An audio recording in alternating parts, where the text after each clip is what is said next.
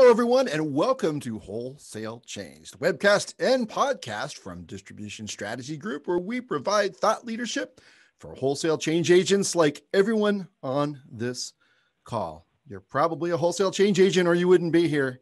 If you're not, you might be disappointed. So I'd like to, actually, I should introduce myself. My name is Ian Heller. I'm with Distribution Strategy Group, and I'd like to bring in my partner, Dr. Jonathan Bine. I'd just like to say that if Nate Silver is good at forecasting, then by comparison, Dr. Bine is Nostradamus. Well, with Nate Silver, the bar is pretty low. Nostradamus high, but thank you. Well, we're not going to talk about politics, but we're in the right in the middle. We're recording this and broadcasting this episode with the 2020 elections, at least the presidential part of it, unsettled. We don't know who's going to be the president for the next 4 years. So that's pretty crazy. But there are more important things in life, such as wholesale distribution, right? I love the smell of inventory in the morning. And I assume you do too, which is why you're here. And today we're going to talk about something else that's happening relative to the present and the future, which is disruption. Because we've been doing a lot of research in partnership with the National Association of Wholesaler Distributors, the NAW, the parent association for all distributor associations. And we have survey data from customers. So these are distributor customers, distributors, and distributor suppliers, all of which reveal their sentiments about disruption, the state of disruption, the various technologies. We want to cover some highlights of that because we still get some people who say, wait a minute, we've been hearing this story for a long time. We heard about disruption in 2000. You hear that, don't you, Jonathan? Oh, yeah. Well, and we meet people who are debating if they should do something digitally, not how much, how fast, anything like that. And that's just shocking in 2020 going into 2021.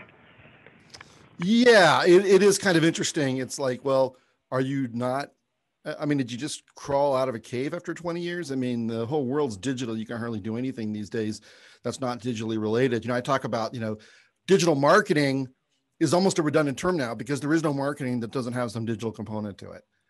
And so the world has changed, but there are people who don't believe it.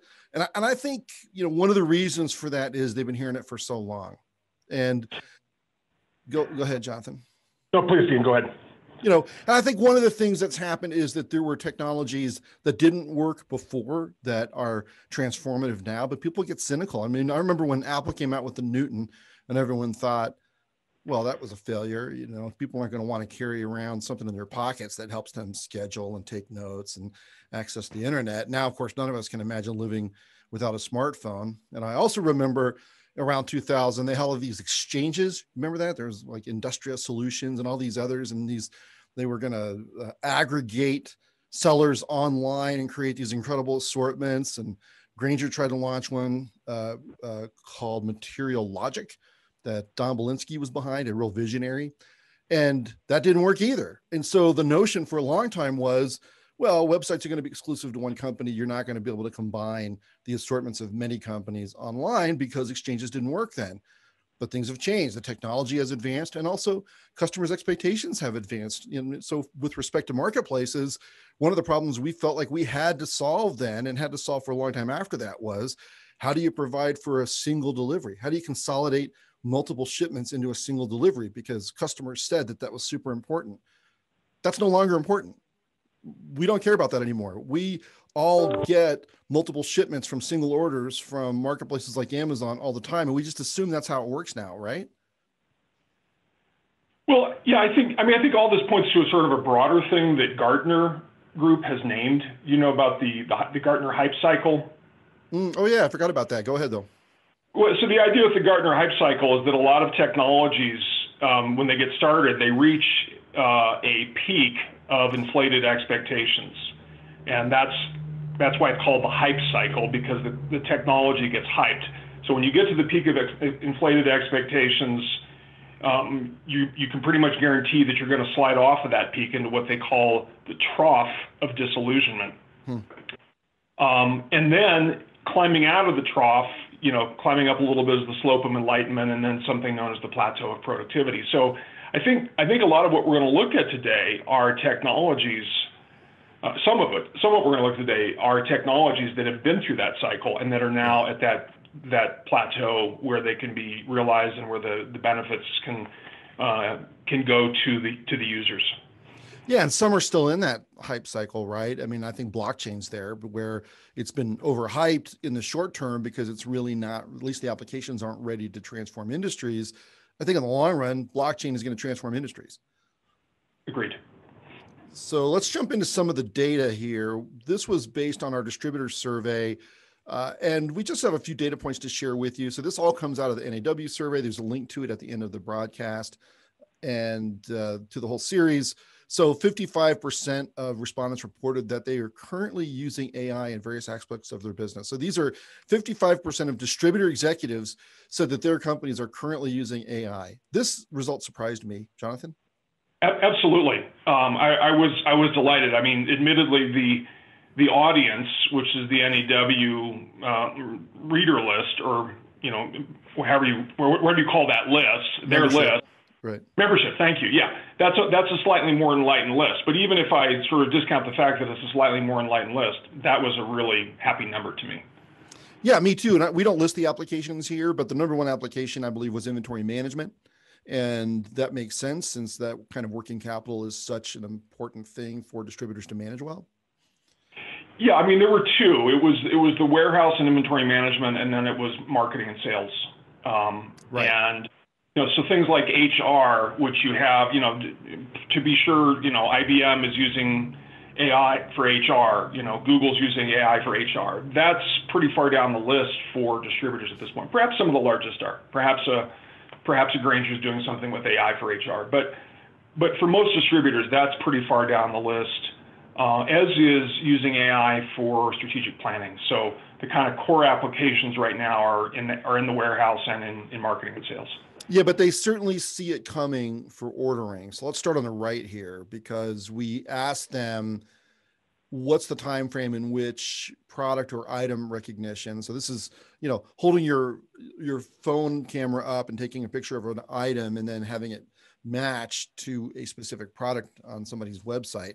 And that actually that all happens in the cloud, right? So that's an application that primarily operates in the cloud. How long before that's going to be essential? We had some interesting data here. There were, 14% who think that's important now, 31% within 2 years, and 26% within 2 to 4 years. So what's that? 45. And so 71%, according to my math, not that I should be doing math with Jonathan here, but it looks like 71% of distributor respondents thought that item recognition was going to be essential. In other words, not optional. You have to have it within 4 years. Yeah, and just on that point, by the way, I shouldn't be either speaking or writing in Ian's presence. So that's the quid pro quo. Well, I certainly talk a lot more, but if you're doing the quality versus quantity, it's a different story, Jonathan. Get out of here. So 71% think it's going to be essential. That's a strong word. And this was a much stronger result than I anticipated. How about you? Absolutely. But I think also, we're going to look at the gap of where distributors are with this. And you're hard pressed to find distributors that are deploying this right now, right? Yeah. So Grainger's got it on their app. Mm-hmm. We haven't tested it yet, but we will. But they're the only distributor that we know of. So, by the way, we had a very, very useful email this week from one of our regular listeners who suggested that, first of all, we have an agenda at the beginning of this show. So I think I did cover a little bit of what we're planning to do, but also he loves hearing questions from our audience, and we get a lot of them typically. So we would encourage you to please click on the Q&A or the chat and send us questions and comments as we go. We're delighted if you agree with us, and probably even more delighted if you don't. We'd love to hear your opinions and get your input on the show. So we try to read every question. We will only identify you by first name. But we'd love to get your input as we go. So thanks for the reminder from that very valuable listener. Now, the second thing we asked about in terms of ordering with AI was voice ordering. And these results were a little different, right? So within 2 years, now it was only 2%. Within 2 years was half for 15%. 2 to 4%, 2 to 4 years was 23%. So this was what, 37, 39%. I think it's going to be essential in 4 years. Is that right? 45. 45. Sorry. Yes, exactly. 38. You're right. Yes. 38. Yes. No, it's in 23. It's 38. Yes. Yeah, but you have to add the 2% for now, so it's 40. Oh, 40. Okay. Right. So 40% thought it's going to be essential within 4 years. Now, what's interesting is if you do Google research or online research like we do, voice ordering is considered a very, very hot topic. And voice, Google says something like, a third of total searches are executed by voice now. Now, there's people search for a lot more than just products, but voice search, I think, is seen as more prominent and important in the tech community than it is among distributor executives. What do you make of that? Do you agree with that, Jonathan? What do you make of it? Yeah, I think, so if we use another model, which is Jeffrey Moore's Crossing the Chasm, you can see that the item recognition is going to be in the early majority within the next several years, right? And voice ordering will not be in the early majority in the next several years. It will likely still be in the early adopter. I mean, right now it would be at the innovator stage, but I think in the 4 to 5 year time frame, it gets to early majority rather than early adopter rather than early majority. So I disagree with these findings to some degree. I think voice ordering is going to be bigger, and there are a couple of reasons for that. One is that there are smart speakers even more commonly than there are smartphones. So you have, and every smartphone is a smart speaker too. So you have many more AI-enabled devices that do voice than do image recognition, because you have to have a camera.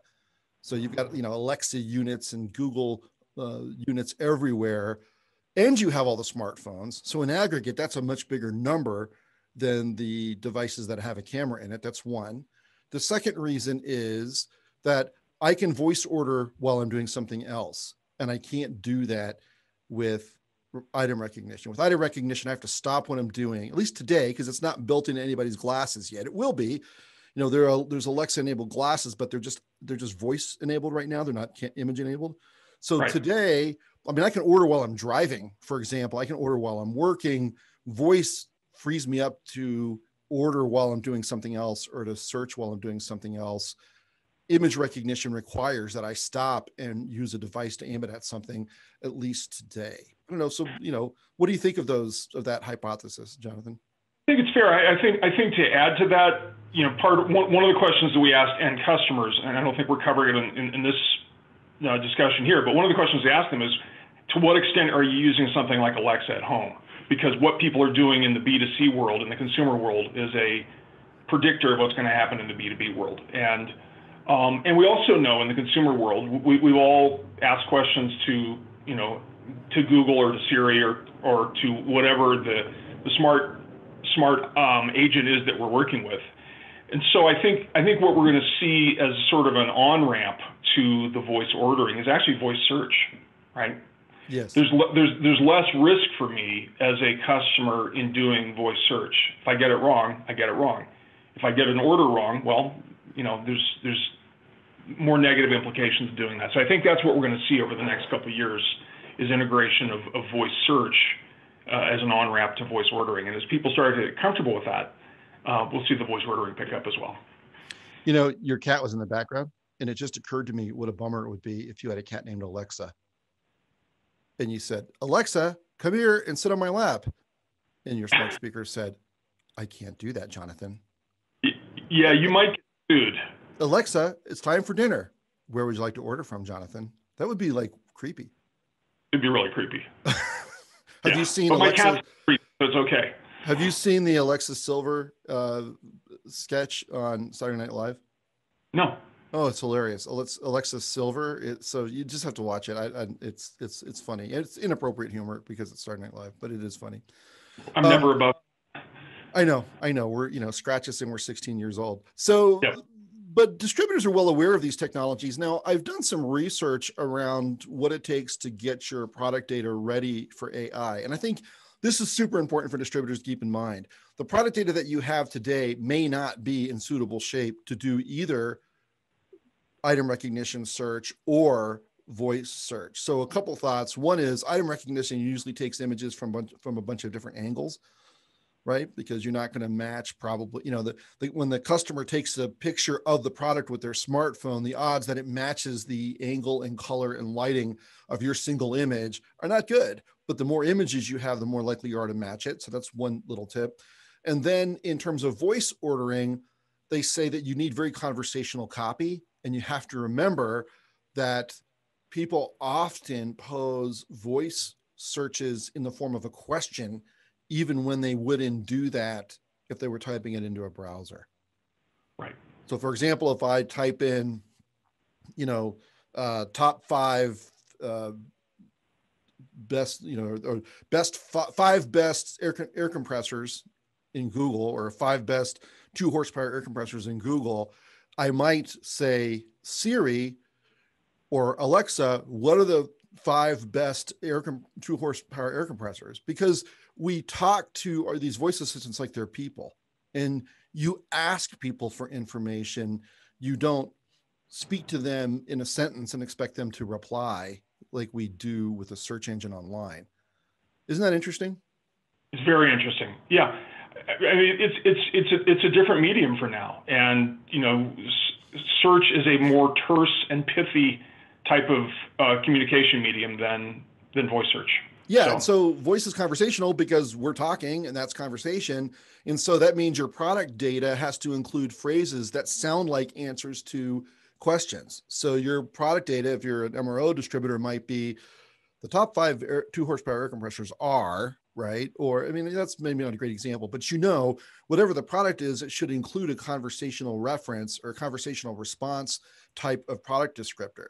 So I think that distributors have significant challenges, not because they're distributors, but because the world is changing. Retailers have the same challenges in making sure your product data is ready for this AI searching. And I don't think I've ever had a conversation with a distributor who's doing that. Have you? I haven't, but we just got a great piece of input from one of our listeners. He says, my Alexa just answered your question on your compressor. Okay, Jared, give it over. What you got? That's funny. I mean, did it answer it to your satisfaction? Well, I think the question is, did Alexa hear me talking and answer the question, or did Jared try it out on his own? Because it sounds like what he's saying is he just had this webinar on speaker. Wow. So basically Alexa picked up on our conversation in the background and then heard, I think it says, yeah, she did hear Ian, and then wound up answering the question. Isn't that crazy? So in real time, Alexa's always listening, always present. That's pretty funny. Jared, thank you so much for that fascinating anecdote, you know, live in the middle of our wholesale. Jared, is there anything you need Ian to order for you? Jared and I go way back, as it turns out. And I can tell you, he is perfectly capable of ordering on his own. And then we have this one quote from, let's go to marketplaces on this slide. So podcast listeners, we also have a slide on this, or a graphic on this slide called Marketplaces Opportunity or Threat. And 182 distributor executives answered the question, do you view marketplaces primarily as an opportunity or a threat? And let's see here, 43% thought it was both an opportunity and a threat. 14% thought it was mostly a threat. 12% thought it was primarily a threat. So you have the sort of general threat categories as 57, 69, roughly 70% see it as some form of a threat, but a significant number, almost an even number, a little bit less, if you count the 43 both. So 43% viewed it as both. So if you allow that to be counted in both directions, threat and opportunity, then almost an equal number counted it as an opportunity, as a threat. Did this data surprise you at all? No, I mean, I think people are looking at it appropriately. It objectively, it is both an opportunity and a threat. I think for most companies that is the correct view to some extent. So. Yeah. So I think, I think that that marketplaces that sell their own goods as well as third-party goods are primarily a threat. Correct. So Amazon and Walmart and other merchants who are running third-party marketplaces, unless they have very specific guarantees that they're not going to use your data and they're long-term and they're enforceable. And I think it's possible to structure the agreements that way, but unless they do that, then it just seems like it's a new product prospecting exercise for them potentially. And the Wall Street Journal has accused Amazon of cannibalizing SKUs from third-party sellers, even though they said they weren't going to use that data. And it's hard to believe that they haven't, based on that feedback. And so I just don't think it's smart to sell on a third-party marketplace operated by a merchant. And you get into this different planning horizon where Amazon's willing to take 10 years to conquer wholesale distribution. Distributors want sales this month, this EBITDA this quarter. And so they make these short-term decisions that are highly tactical, and they're just feeding information and letting these third-party marketplaces, who are their own merchants, develop intelligence and expertise to come after this business directly. Let's talk about end users. Okay.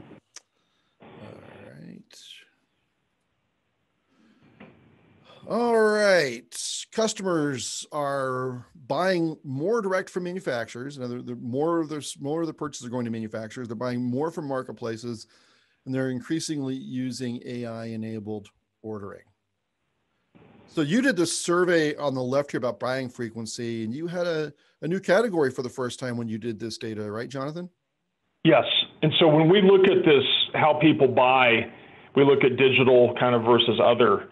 So if we look at digital, we'd include website and mobile, email, marketplaces. We'd also include punch out and EDI, which are kind of to the right on this graph. They're not shown here. And so the digital is increasing. And to your point, Ian, this is the first time we'd seen marketplaces. And it's a big number relative to at least my expectation. I think maybe you thought this would be in line. But then we also ask, where's it going? Where do we expect it to be in a couple of years? And people are expecting marketplaces, it's going to ramp significantly.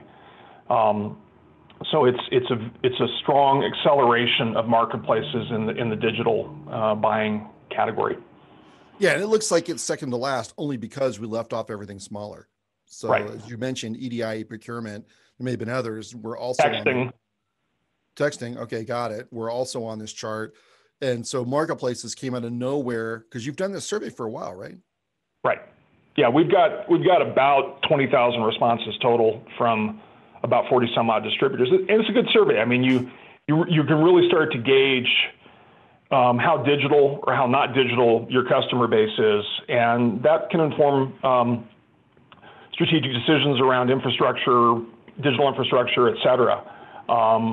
We've seen companies use this information to slow down their digital spending or to increase it based on what they're hearing from their customer base.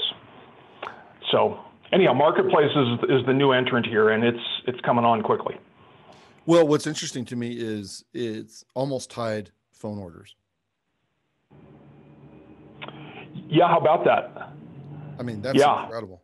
That's incredible. And it's hard to imagine that it's going to appear on the list in 5th place and not move up a spot next year. And it's not far behind buying in a branch or a store. I mean, it could be third in 18 to 24 months. Yeah. And it was way ahead of ordering from sales reps. Yeah. Yes. And this is consistent with other data we've seen. Digital Commerce 360 did a survey of distribution buyers, and their survey, those buyers reported that 24% of their purchases were already happening on marketplaces. Okay, then we asked how many marketplaces do you buy from? And we split the customers into a few different categories. What jumps out at you here, Jonathan?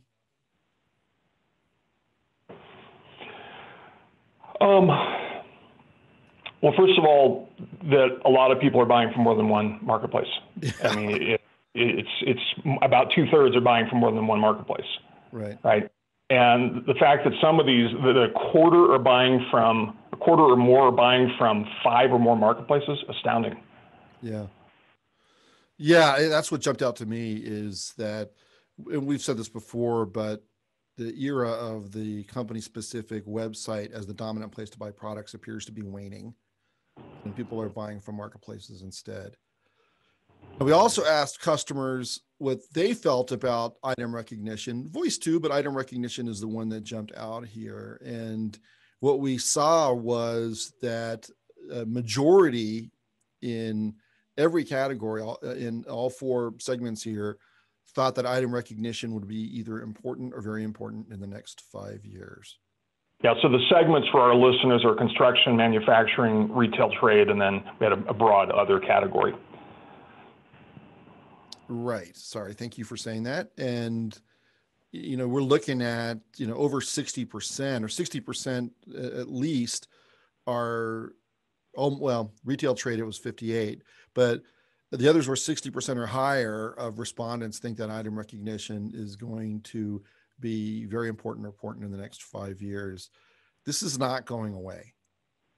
And this speaks to what we've talked about, which is that Amazon wants to remove the keyboard from the ordering process. When they talk about how they want Alexa to be the all-knowing, ever-present assistant who knows everything about every product ever made attached to a store that sells everything.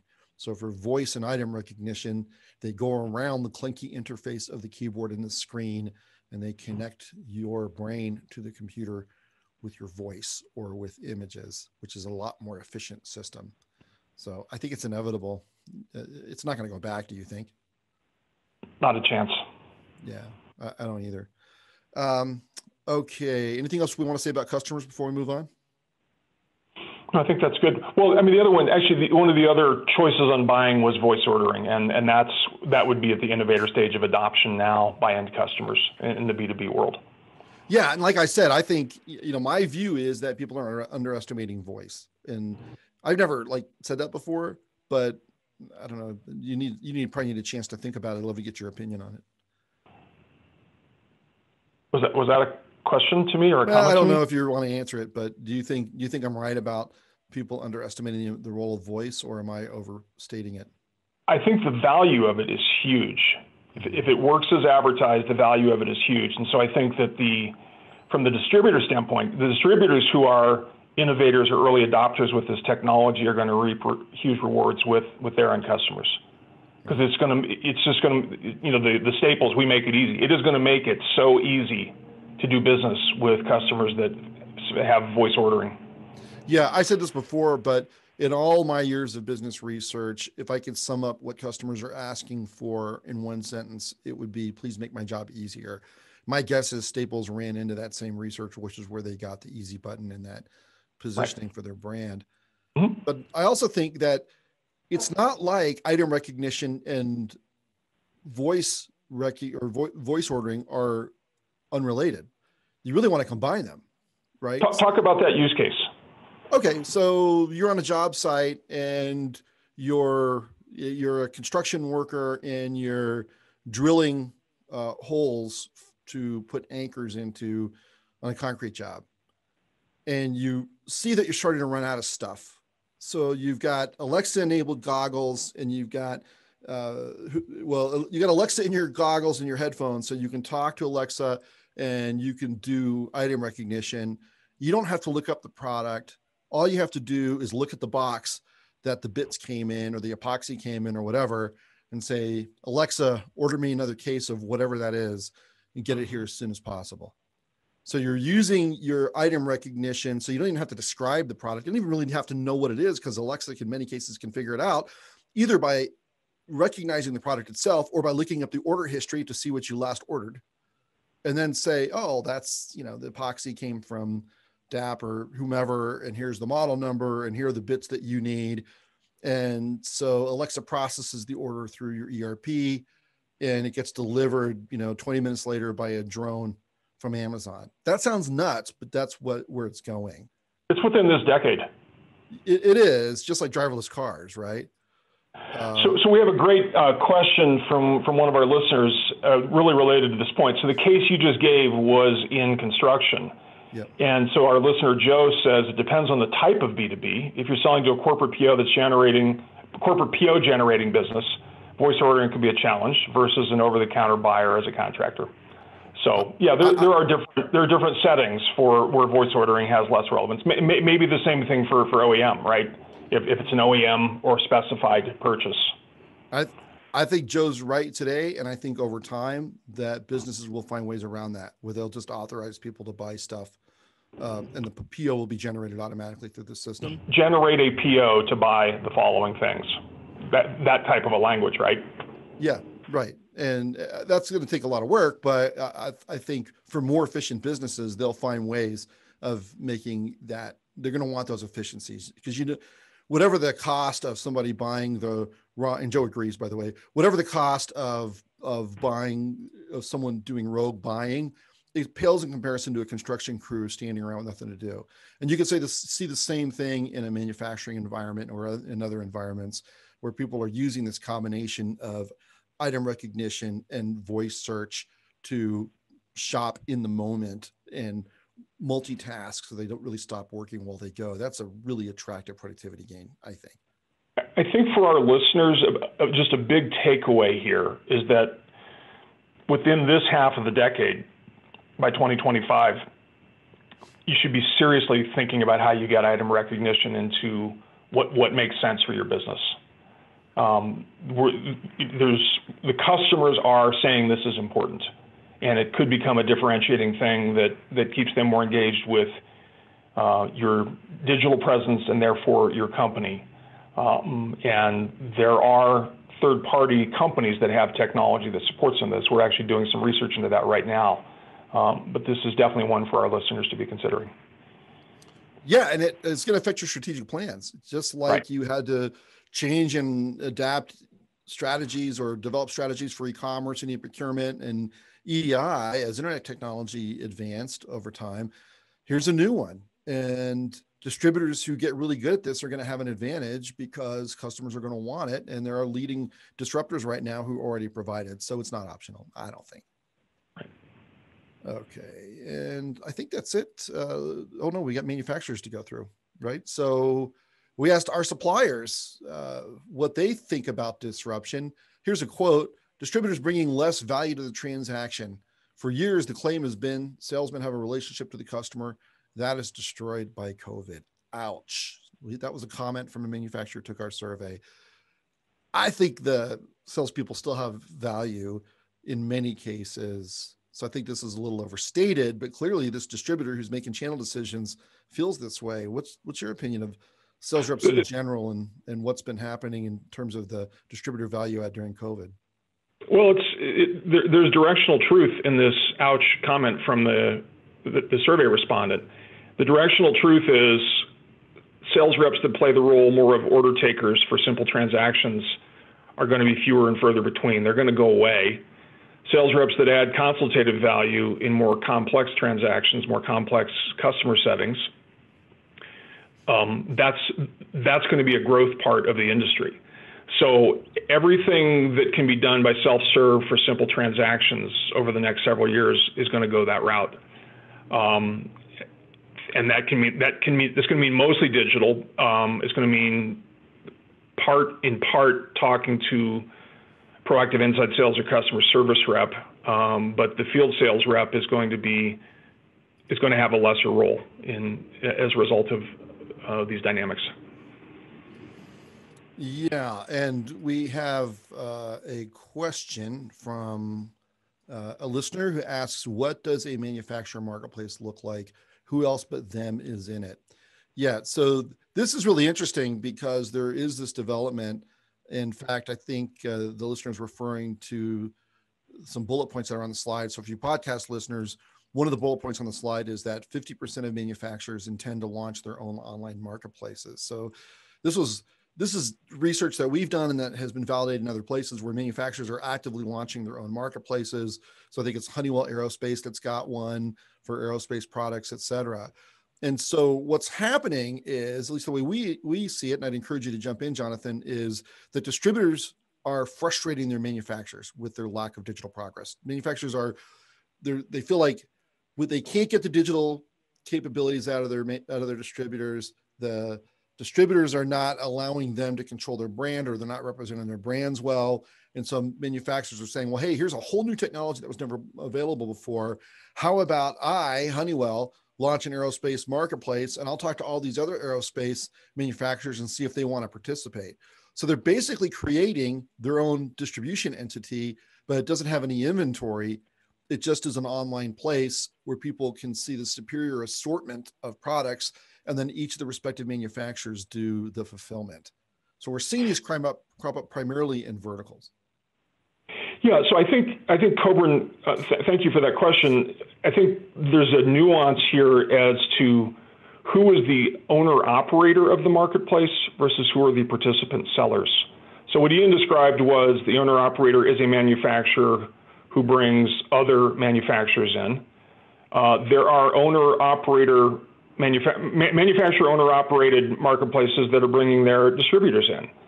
And then still there's a third type of manufacturer marketplace where it's a third party owner operator who's bringing multiple manufacturers in and not distributors. And so these are all variants of where the manufacturer is in a sense taking a different route to market than your grandpa's distribution channel.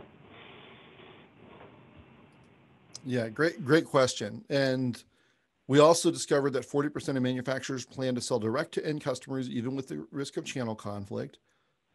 And Home Depot is moving into B2B more aggressively. Amazon Business is skyrocketing in size.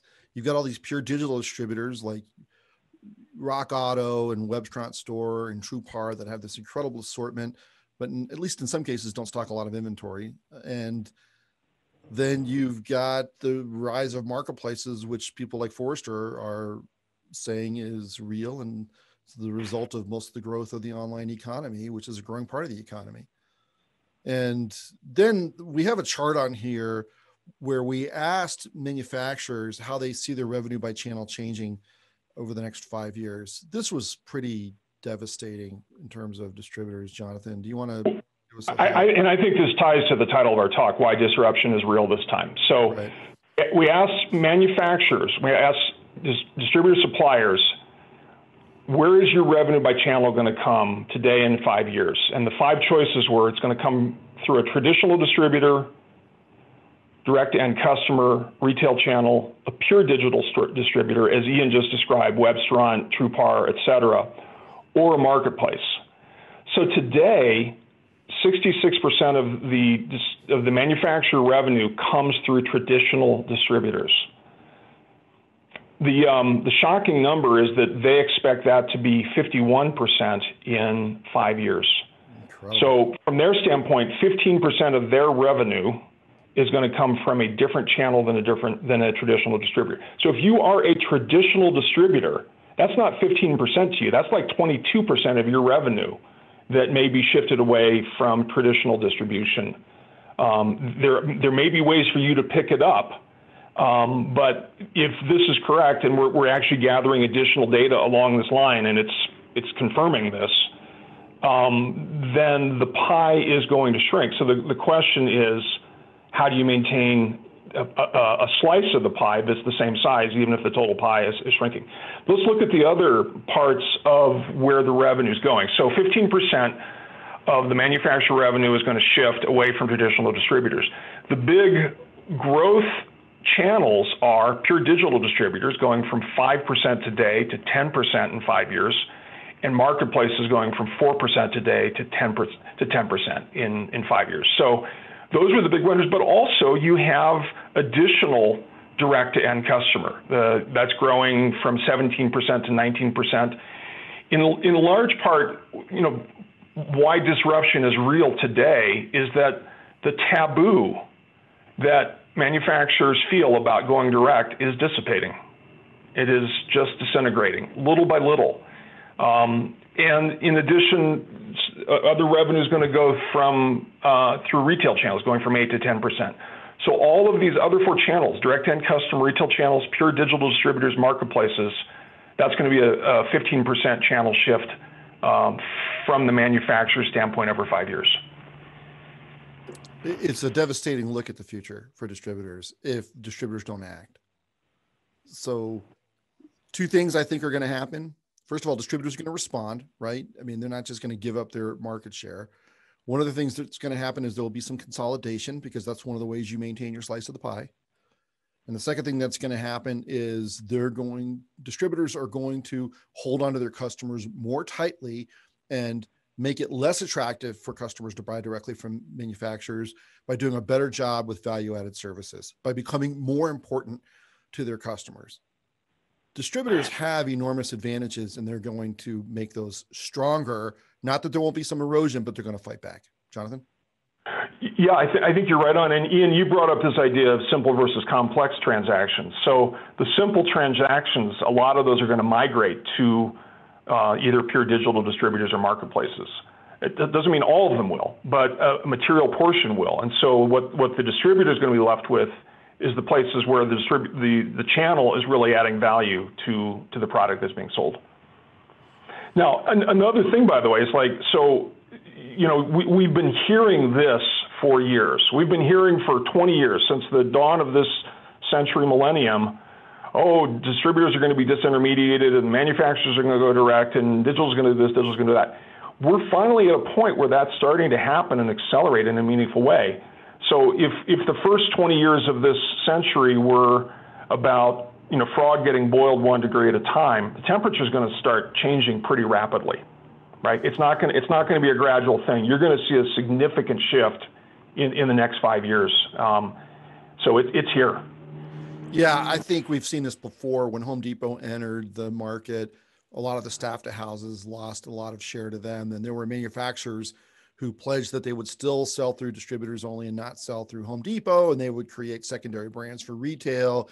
Over time, pretty much all those manufacturers just sold through Home Depot, with a couple of notable exceptions. I saw a Stihl advertisement the other day, STIHL, the power equipment, not available in Home Depot and Lowe's. Well, generally speaking, advertising about where you can't buy my products is not ideal, right? And so you have to wonder about the wisdom of that strategy and why some PE group doesn't just buy them and then sell through home centers. Maybe it wouldn't work. I don't know. There might be very good reasons behind it, and I'll probably get hate mail now, but that's an exception. It's notable for being an exception. Those walls collapsed and those traditional relationships suffered, and eventually most of those manufacturers sold through Home Depot. And most of these manufacturers are already selling on marketplaces. I mean, we've done a lot of research in our partnership with the NAW, and we looked at 40 different traditional manufacturing brands, or traditional in the sense that they sold through distribution. 30 of them were already selling directly on Amazon already. So how are you going to compete as a third-party seller on a marketplace like that if your suppliers are also third-party sellers on that marketplace? Well, actually, they're not even third-party, they're first-party sellers. I mean, basically, they're just treating Amazon as another distributor. And a lot of them, almost half of them, were also selling on Walmart.com. So you're seeing this collapse of traditional channels, and you ignore it at your peril. You have to replan your strategy with that in mind. And I think, just to clarify your comment on Stihl, we're not talking about dopes. I mean, if they're doing this, right, they must have thought this through. They're a great company. I'm not putting them down at all. Right. I'm saying we're not dealing with dopes, right? Right. Right. They must have put some thought into why they did this unusual move. Yeah, maybe it's well justified. I don't know. Seems odd to me that every other manufacturer is wrong and they're right. And again, more hate mail coming. Okay, so we're about to wrap up. We just want to remind you that we do this show almost every Wednesday at noon Eastern, 9 Pacific time. But I also want to tell you that all the data that we reviewed today, every single bit of it, came out of this series that we're doing with the NAW. And you can read all of that research at naw.org/howtechwilltransform. That's naw.org/howtechwilltransform. And the series is called How Technology Will Transform Distribution. We're doing the 5th broadcast in the series. So this is the presentation of our 5th research report in the form of a webinar. on November 17th at 2 o'clock Eastern time, 11 o'clock Pacific. You really don't want to miss that. Just so you know, we have about 500 people sign up for these webinars. So it's getting a lot of play and distribution.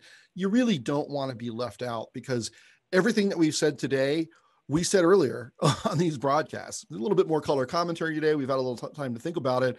But if you want to first look at this data, you really should sign up for the NAW series. You can subscribe to the series or the events one at a time, but go to that URL. We'd love to have you on that program and get your questions there as well. And of course, we are Distribution Strategy Group. We provide consulting, analysis, and business intelligence to the wholesale distribution industry. My email is iheller@distributionstrategy.com. My smarter partner, Jonathan's, is jbein, B-E-I-N, @distributionstrategy.com. So thank you so much for listening today, Jonathan. I'll be talking to you later today on a variety of other topics, and we'll see all of you, I hope, next week here on the Wholesale Change webcast and podcast. Thank you so much for attending, and have a wonderful day. Bye now.